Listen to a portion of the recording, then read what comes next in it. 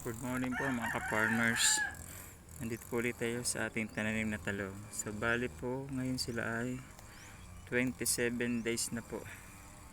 Ito na po ang laki nila ngayon. Kahit may damo po sila. So meron na po umuislit na bulaklak. Sa loob po siya ng 27 days. Ito na po ang laki nila. Ito na po sila ngayon. Within 27 days, kahit po medyo makapal na po ang ating damo, at least iba naman po ang damo niya, hindi masyadong makakon sa kanila paglaki.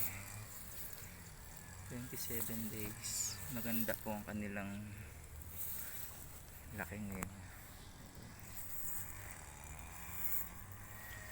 Kahit po hindi sila pantay-pantay, is marami naman po yung halos si isa ang size nila sa kanilang paglaki.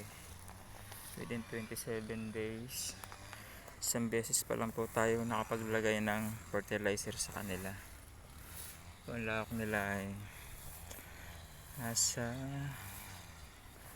tanim po natin ngayon ay nasa 2,600 puno po sila.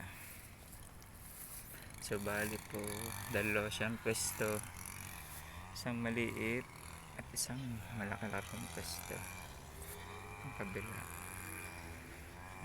Thank you po, sana po ay mapaganda natin ang ating tinanim na talong. Thank you po.